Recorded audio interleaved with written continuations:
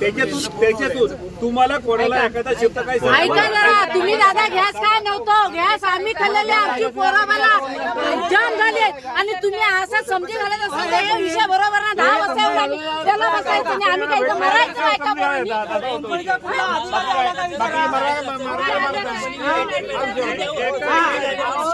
नाही का पहिले सांगतो साहेबांना सांगायचं असेल ते एकेकाने सांगा आणि त्यांना त्यांचंही म्हणणं आहे आणि बाकी कंपनीचंही म्हणणं असं आहे जे काही ॲक्शन आहे तो घडलंय, चुकीने घडलंय, कसं घडलंय, काय घडलंय हे सगळं घडलं. लोकांना जो त्रास झाला आहे, आता सगळ्यांना जो त्रास झाला आहे त्या प्राथमिक उपचार म्हणून जे काही त्यांना ज्या ज्या गोष्टी करायच्या आहेत त्यांनी सुरुवात केलेली आहेत किंवा ते करतायत चालू आहेत. जे काही त्यातनं एखाद्याने तुम्ही आणखीन त्यातनं काही सुचवलं तेही करायला तयार आहेत.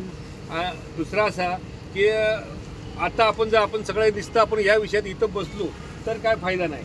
तर या विषयासाठी उद्या सकाळी 10 वाजता उद्योग भवनमध्ये आपली जी सगळी मंडळी दोन्ही वाडीतली किंवा आणखीन काय जे 4 लोक जी आहेत त्यांनी सगळ्यांनी या 10 वाजता.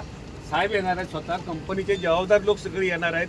त्यांच्यासमोर जे काय आपल्याला चर्चा करायची आहे आणि हे वारंवार त्यात मी पण आहे ना, वारंवार म्हणजे उद्या एखादी गोष्ट चुकून अगदी विपर्यास घडली तर काय मी राहणार नाही ना, मला पण त्रास आहे त्याचा. त्याच्यामुळे या सगळ्या गोष्टीवर चर्चा करण्यासाठी आता जे पत्रकार बंधू आले त्यांनी यावं अशी मी त्यांना विनंती करेन. आणि साहेब लोकांनी तुम्हाला विनंती करतो की तुम्ही या सगळ्याचं कुठंतरी आम्हाला चांगल्या पद्धतीने आमचा जीव वाचवण्यासाठी योग्य उत्तर मिळावं तुमच्याकडून, हे माझी अपेक्षा. एबीपी माझा, उघडा डोळे बघा नीट.